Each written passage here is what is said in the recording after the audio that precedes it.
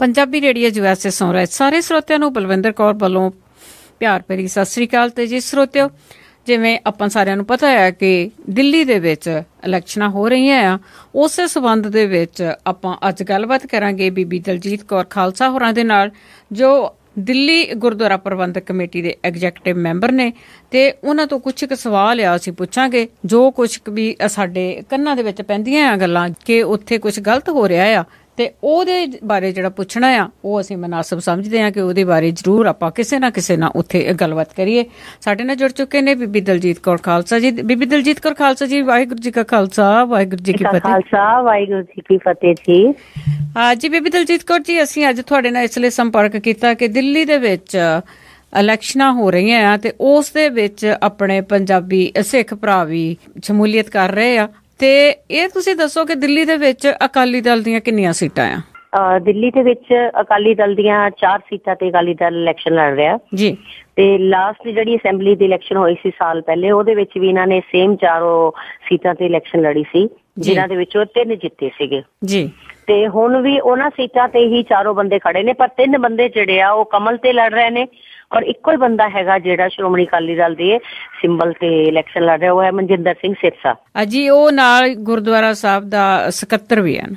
ਦੇਖੋ ਜੀ, ਗੁਰਦੁਆਰਾ ਇੰਨਾ ਪਤਾ ਨਹੀਂ ਸ਼੍ਰੋਮਣੀ ਅਕਾਲੀ ਦਲ ਨੇ ਕੀ ਸੋਚ ਕੇ ਇਹਨਾਂ ਸਾਰਿਆਂ ਨੂੰ ਇਲੈਕਸ਼ਨ ਦੇ ਵਿੱਚ ਉਤਾਰਿਆ। ਪਹਿਲੀ ਗੱਲ ਤੇ ਇਹ ਮਨਜਿੰਦਰ ਸਿੰਘ ਸਿਰਸਾ ਇਲੈਕਸ਼ਨ ਲੜ ਰਿਹਾ MLA ਦੀ, ਇਹ ਦਿੱਲੀ ਸਿੱਖ ਗੁਰਦੁਆਰਾ ਪ੍ਰਬੰਧਕ ਕਮੇਟੀ ਦੇ ਵਿੱਚ ਜਨਰਲ ਸਕੱਤਰ ਹੈ ਜੀ। ਤੇ ਦਿੱਲੀ ਗੁਰਦੁਆਰਾ ਪ੍ਰਬੰਧਕ ਕਮੇਟੀ ਦਾ ਜੁਆਇੰਟ ਸਕੱਤਰ ਜਿਹੜਾ ਹੈ ਹਰਮੀਤ ਸਿੰਘ ਕਾਲਕਾ, ਉਹ ਵੀ ਇਲੈਕਸ਼ਨ ਲੜ ਰਿਹਾ ਜੀ। ਔਰ ਜਦੋਂ ਦੋਨੋਂ ਮੇਨ ਪਾਵਰ ਵਾਲੀਆਂ, ਮਤਲਬ ਮਨਜਿੰਦਰ ਸਿੰਘ ਸਿਰਸਾ ਅਗਰ ਇਲੈਕਸ਼ਨ ਲੜਦੇ ਤੇ ਉਹਨਾਂ ਦੀ ਜਿਹੜੀ ਰੂਟੀਨ ਪਾਵਰ ਹੈ ਉਹ ਦਿੱਤੀ ਜਾ ਸਕਦੀ ਹੈ ਹਰਮੀਤ ਸਿੰਘ ਕਾਲਕਾ ਜੀ ਨੂੰ।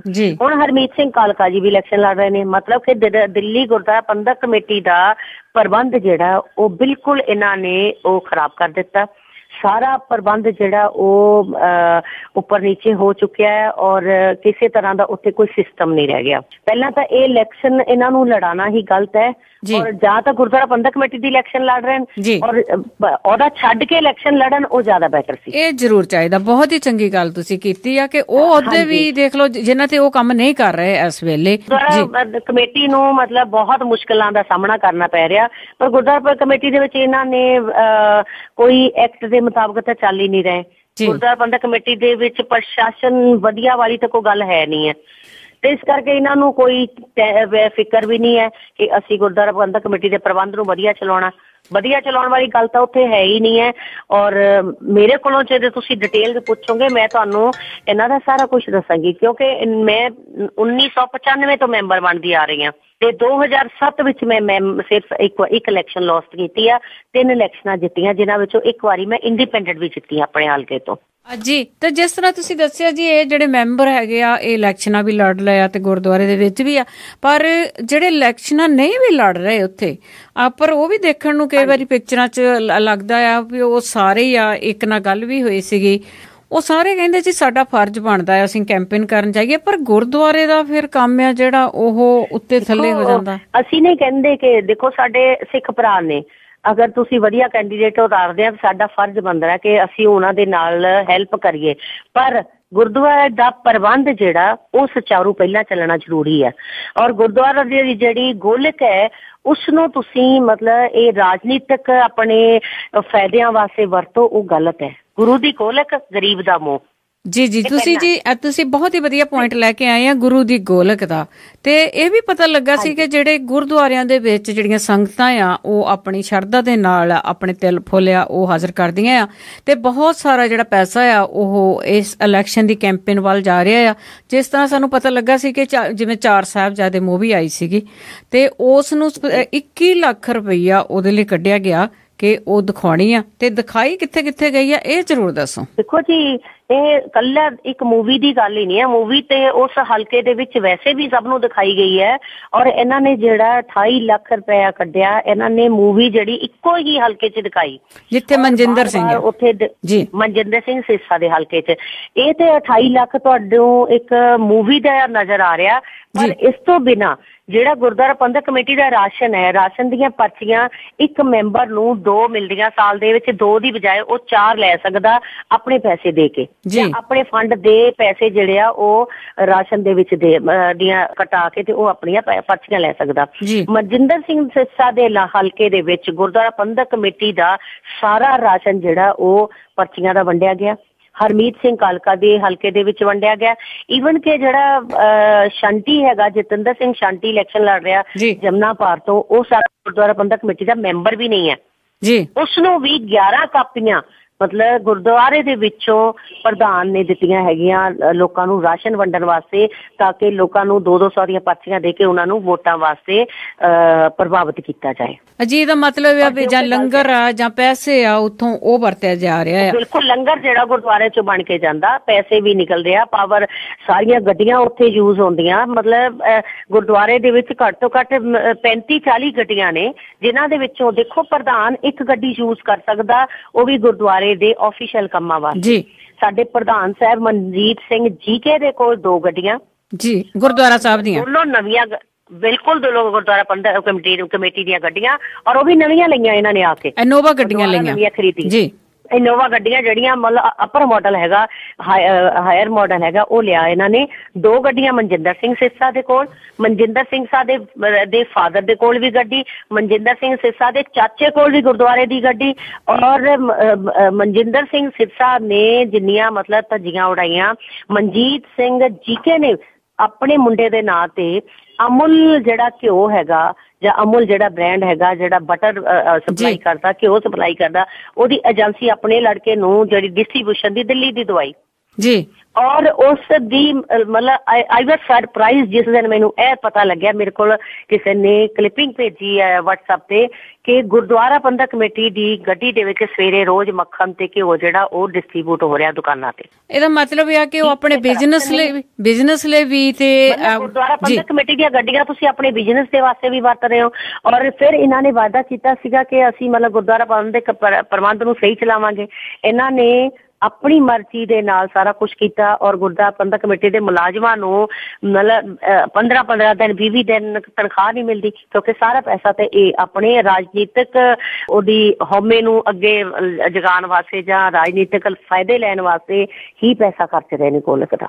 ਮੈਂ ਐਗਜ਼ੈਕਟਿਵ ਮੈਂਬਰ ਆ, ਮੈਂ ਕਿੰਨੀ ਵਾਰੀ ਇਹਨਾਂ ਕੋਲੋਂ ਡਿਟੇਲ ਮੰਗਦੀ ਹਾਂ, ਔਰ ਕਦੀ ਕੋਈ ਡਿਟੇਲ ਨਹੀਂ ਦਿੰਦੇ ਐਗਜ਼ੈਕਟਿਵ ਦੇ ਵਿੱਚ, ਔਰ ਸਿਰਫ ਸਾਨੂੰ ਕਹਿੰਦੇ ਜੀ ਪਾਸ ਹੋਣ ਦੀ ਆਸ ਤੇ ਆਹ ਖਰਚਾ ਕੀਤਾ ਗਿਆ, ਪਾਸ ਹੋਣ ਦੀ ਆਸ ਤੇ ਇਹ ਖਰਚਾ ਕੀਤਾ ਗਿਆ, ਜਿਹਦੇ ਵਿੱਚ ਕਰੋੜਾਂ ਰੁਪਏ ਖਰਚੇ ਜਾਂਦੇ ਆ, ਔਰ ਬਜਟ ਦੀ ਕੋਈ ਇਹਨਾਂ ਨੇ ਪ੍ਰੋਵੀਜ਼ਨ ਨਹੀਂ ਕੀਤੀ ਹੋਈ। ਜਦ ਕਿ ਐਸ ਪਰ ਦਾ ਐਕਟ, ਗੁਰਦੁਆਰਾ ਐਕਟ, ਤੁਸੀਂ 1 ਰੁਪਈਆ ਵੀ ਸਪੈਂਡ ਨਹੀਂ ਕਰ ਸਕਦੇ ਵਿਦਾਊਟ ਬਜਟ ਜੀ। ਔਰ ਉਹ ਮੈਂ ਕੇਸ ਇਹਨਾਂ ਤੇ ਪਾਇਆ ਸੈਕਸ਼ਨ 32 ਦੇ ਅੰਦਰ, ਪਟਿਆਲਾ ਹਾਊਸ ਦੇ ਵਿੱਚ ਸੈਸ਼ਨ ਕੋਰਟ ਦੇ ਵਿੱਚ ਕੇਸ ਪਾਇਆ ਕਿ ਵੀ ਇਹ ਜਿਹੜਾ ਗੁਰਦੁਆਰਾ ਪ੍ਰਬੰਧਕ ਕਮੇਟੀ ਦੀ ਆਡਿਟਿੰਗ ਪ੍ਰੋਪਰ ਕਰਾਈ ਜਾਏ ਬਾਹਰ ਦੀ ਇੰਡੀਪੈਂਡੈਂਟਲੀ ਕਿਸੇ ਬੋਡੀ ਤੋਂ, ਜੋ ਸਰਕਾਰੀ ਬੋਡੀ ਹੋਏ, ਔਰ ਨਾਲ ਇਹਦਾ ਬਜਟ ਜਿਹੜਾ ਉਹਦਾ ਕਮੇਟੀ ਦਾ ਪਾਸ ਕਰਾਇਆ ਜਾਏ, ਔਰ ਇਹਨਾਂ ਦੇ ਅਕਾਊਂਟਸ ਜਿਹੜੇ ਉਹ ਸਾਡੇ ਚੈੱਕ ਕੀਤੇ ਜਾਣ, ਜੋ ਉੱਥੇ ਖਰਚੇ ਹੋ ਰਹੇ ਆ, ਕਿਸ ਤਰ੍ਹਾਂ ਹੋ ਰਹੇ ਆ, ਸਾਨੂੰ ਕਿਸੇ ਤਰ੍ਹਾਂ ਦੀ ਕੋਈ ਟਰਾਂਸਪੇਰੈਂਸੀ ਨਹੀਂ ਦਿਖਾਈ ਜਾਂਦੀ। ਇਸ ਸਰੋਤੇ ਤੁਸੀਂ ਸੁਣ ਰਹੇ ਹੋ ਪੰਜਾਬੀ ਰੇਡੀਓ USA।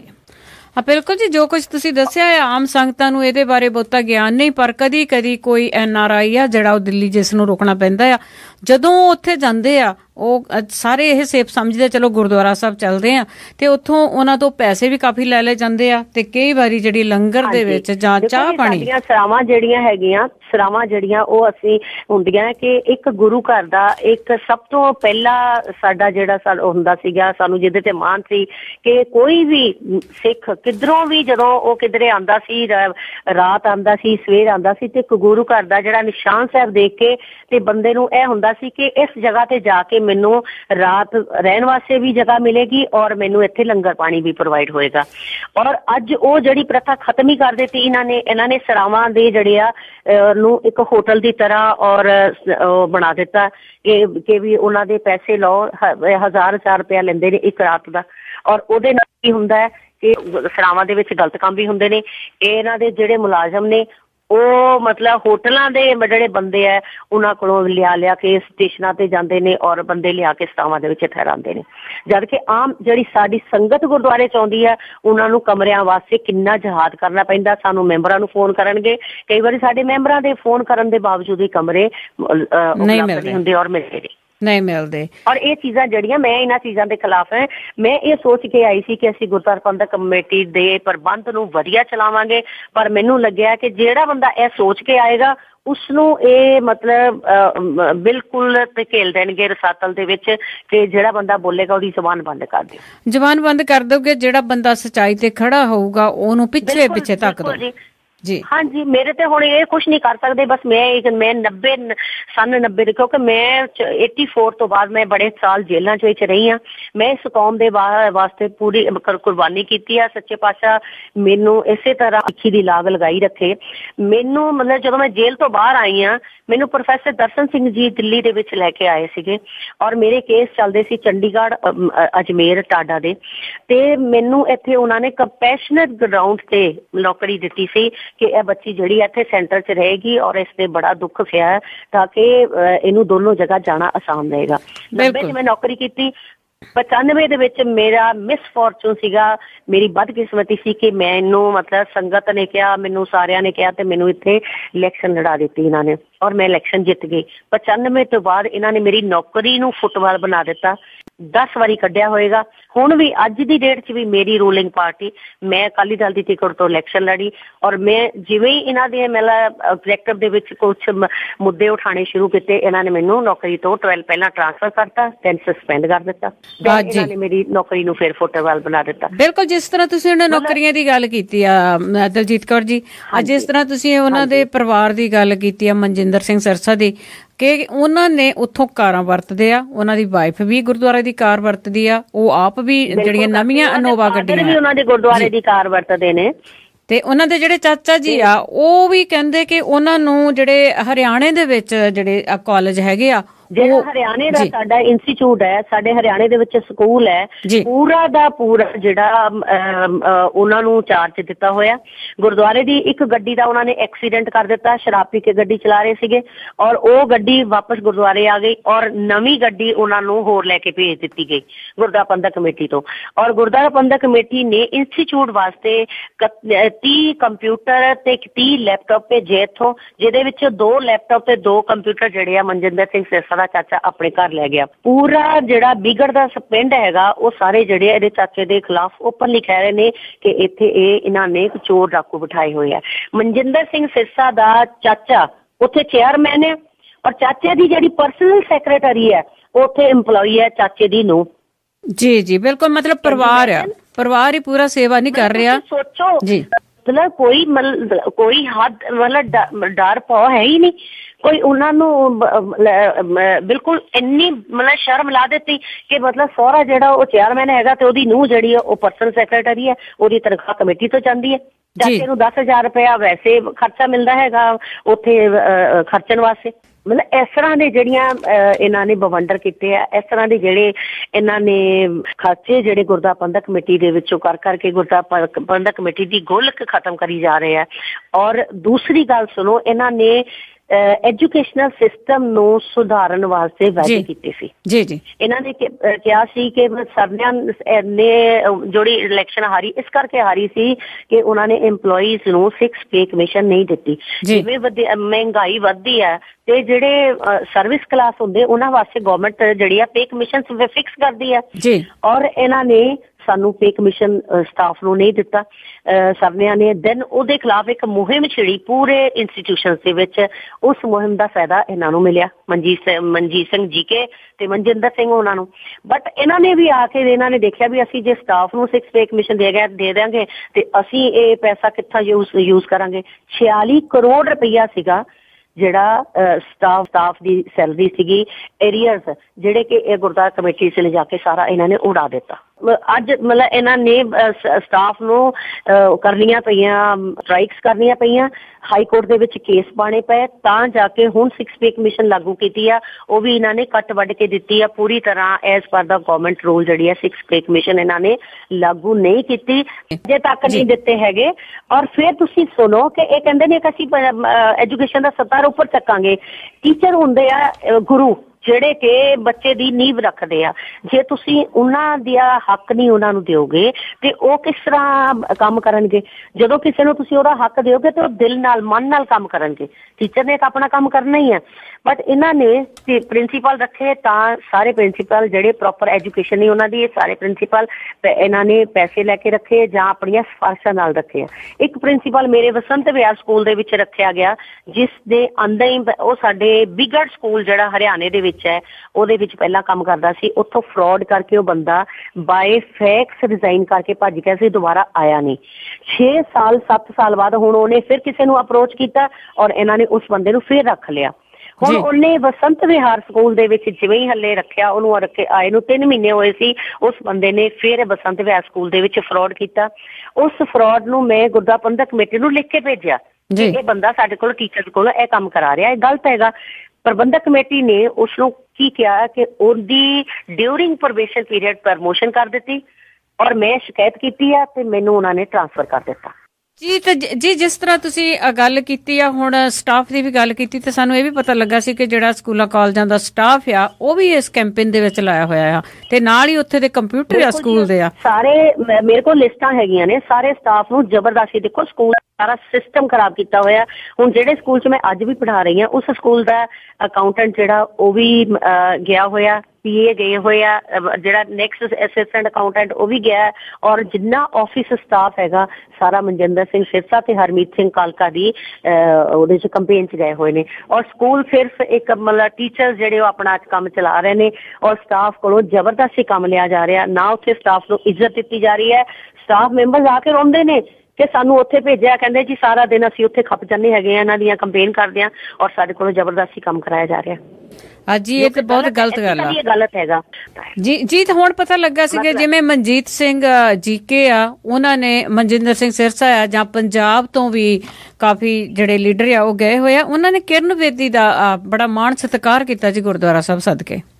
ਦੇਖੋ ਜੀ ਹੁਣ ਇਹਨਾਂ ਨੇ ਜਦ BJP ਦੇ ਨਾਲ ਉਹ ਖੜੇ ਨੇ, ਹੁਣ BJP ਜਿਹਨੂੰ ਵੀ ਖੜਾ ਕਰ ਦੇਗੀ ਉਹ ਇਹ ਤੇ ਉਹਨਾਂ ਨੂੰ ਸਪੋਰਟ ਕਰਨਗੇ।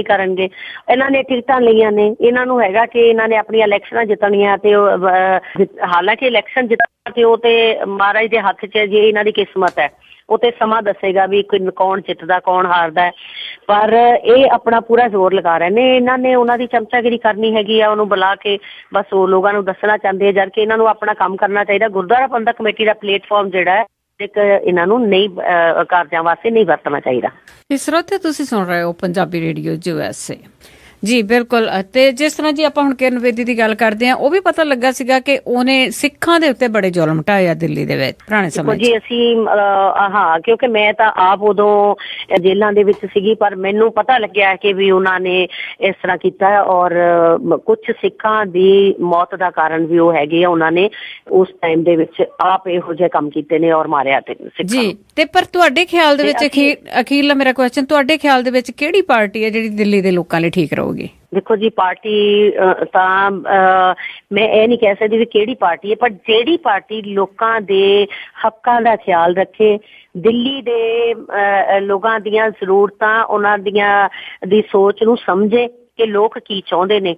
ਤੇ ਮੈਂ ਉਮੀਦ ਰੱਖ ਰਹੀ ਹਾਂ ਕਿ ਸ਼ਾਇਦ ਕੇਜਰੀਵਾਲ, ਕਿਉਂਕਿ ਉਹ ਗ੍ਰਾਸਰੂਟ ਲੈਵਲ ਤੇ ਦਾ ਬੰਦਾ ਹੈਗਾ, ਜਿਹੜਾ ਕਿ ਜ਼ਮੀਨ ਤੋਂ ਹੀ ਉੱਠਿਆ ਔਰ ਇੱਕ ਨੌਕਰੀ ਪੇਸ਼ਾ ਬੰਦਾ ਸੀਗਾ, ਤੇ ਉਹਦੇ ਮੁੱਦੇ ਜਿਹੜੇ ਆ ਹੁਣ ਤੱਕ ਮੈਨੂੰ ਲੱਗ ਰਿਹਾ ਕਿ ਬਹੁਤ ਵਾਜਬ ਹੈ।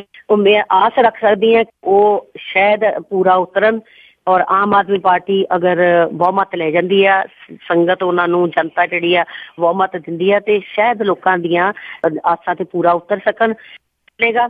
ਤੇ ਜਿਹੜੀਆਂ ਦੋ ਪਹਿਲਾਂ ਪਾਰਟੀਆਂ ਹੈਗੀਆਂ ਉਹਨਾਂ ਨੂੰ ਅਸੀਂ ਆਲਰੇਡੀ ਪਹਿਲਾਂ ਦੇਖ ਚੁੱਕੇ ਹਾਂ, ਅਸੀਂ ਉਹਨਾਂ ਦੇ ਕੰਮ ਦੇਖ ਚੁੱਕੇ ਹਾਂ। ਇਸ ਕਰਕੇ ਸਾਨੂੰ ਨਵੇਂ ਬੰਦੇ ਨੂੰ ਮੌਕਾ ਦੇਣਾ ਚਾਹੀਦਾ ਤਾਂ ਕਿ ਚੇਂਜ ਜਿਹੜੀ ਆ ਉਹ ਹਮੇਸ਼ਾ ਅੱਛੀ ਹੁੰਦੀ ਆ। ਜੀ ਬਿਲਕੁਲ, ਤੁਹਾਡਾ ਬਹੁਤ ਬਹੁਤ ਅਸੀਂ ਧੰਨਵਾਦ ਕਰਦੇ ਹਾਂ ਬੀਬੀ ਦਲਜੀਤ ਕੌਰ ਖਾਲਸਾ, ਜਿਹੜਾ ਤੁਸੀਂ ਟਾਈਮ ਕੱਢ ਕੇ ਸਾਡੇ ਨਾਲ ਜੁੜੇ ਤੇ ਸਾਨੂੰ ਜਿਹੜੀ ਸੱਚਾਈ ਆ ਉਹ ਦੱਸੀ ਆ। ਥੈਂਕ ਯੂ ਜੀ, ਬਹੁਤ ਬਹੁਤ ਧੰਨਵਾਦ ਜੀ, ਬਹੁਤ ਮਿਹਰਬਾਨੀ। ਓਕੇ ਜੀ, ਵਾਹਿਗੁਰੂ ਜੀ ਕਾ ਖਾਲਸਾ, ਵਾਹਿਗੁਰੂ ਜੀ ਕੀ ਫਤਿਹ। ਸਰੋਤੇ, ਇਹ ਸਨ ਬੀਬੀ ਦਲਜੀਤ ਕੌਰ ਖਾਲਸਾ, ਜਿਹੜੇ ਐਗਜ਼ੈਕਟਿਵ ਮੈਂਬਰ ਨੇ ਜੀ ਦਿੱਲੀ ਗੁਰਦੁਆਰਾ ਪ੍ਰਬੰਧਕ ਕਮੇਟੀ ਦੇ। ਅਤੇ ਵਿਚਲੀਆਂ ਗੱਲਾਂ ਹਜੇ ਵੀ ਬਹੁਤ ਸਾਰੀਆਂ ਹੈਗੀਆਂ, ਜਿਸ ਤਰ੍ਹਾਂ ਆਪਾਂ ਸਾਰਿਆਂ ਨੂੰ ਪਤਾ ਕਿ ਜਿਹੜੇ ਗੁਰਦੁਆਰੇ ਆ ਇਹ ਸ਼ਹੀਦੀਆਂ ਦੇ ਕੇ ਬਣੇ ਆ, ਪਰ ਉੱਥੇ ਜਿਹੜੇ ਅਸੀਂ ਸੇਵਾਦਾਰ ਰੱਖਦੇ ਆ ਉਹ ਸੇਵਾਦਾਰ ਨਹੀਂ, ਬੜੀਆਂ ਬੇਨਿਜ਼ਮੀਆਂ ਕਰਦੇ ਆ ਉੱਥੇ। ਉਹਨਾਂ ਨੂੰ ਕਿਉਂਕਿ ਗੁਰਦੁਆਰੇ ਸਾਰੇ ਸਾਡਿਆਂ ਦੇ ਸਾਂਝੇ ਹੁੰਦੇ ਆ। ਵੈਸੇ ਇਸ ਤੇ ਹੁਣ ਜਿਹੜੇ ਧਰਮ ਦੇ ਉੱਤੇ ਰਾਜਨੀਤੀ ਬਹੁਤ ਭਾਰੀ ਹੋ ਗਈ ਆ। ਜਿਹੜੇ ਗੁਰਦੁਆਰੇ ਆ ਉਹਨਾਂ ਨੂੰ ਆਪਣੀਆਂ ਇਲੈਕਸ਼ਨਾਂ ਲਈ ਵਰਤਿਆ ਜਾਂਦਾ, ਉੱਥੇ ਦੇ ਸਟਾਫ ਨੂੰ ਵਰਤਿਆ ਜਾਂਦਾ, ਉੱਥੇ ਦੀਆਂ ਗੱਡੀਆਂ ਨੂੰ, ਉੱਥੇ ਦੀ ਜਿਹੜੀ ਮਾਇਆ ਆ ਆਨੇ ਬਹਾਨੇ ਉਹ ਕੱਢ ਕੇ ਵਰਤੀ ਜਾ ਰਹੀ ਆ ਜੀ। ਜਿਸ ਤਰ੍ਹਾਂ ਪੰਜਾਬ ਦੇ ਵਿੱਚ ਹੁੰਦਾ, ਇਸੇ ਤਰ੍ਹਾਂ ਦਿੱਲੀ ਗੁਰਦੁਆਰਾ ਪ੍ਰਬੰਧਕ ਕਮੇਟੀ ਦੇ ਵਿੱਚ ਵੀ ਸਾਰਾ ਕੁਝ ਹੋ ਰਿਹਾ ਹੈ। ਸਾਰੇ ਸਰੋਤਿਆਂ ਨੂੰ ਬਲਵਿੰਦਰ ਕੌਰ ਵੱਲੋਂ ਪਿਆਰ ਭਰੀ ਸਤਿ ਸ੍ਰੀ ਅਕਾਲ।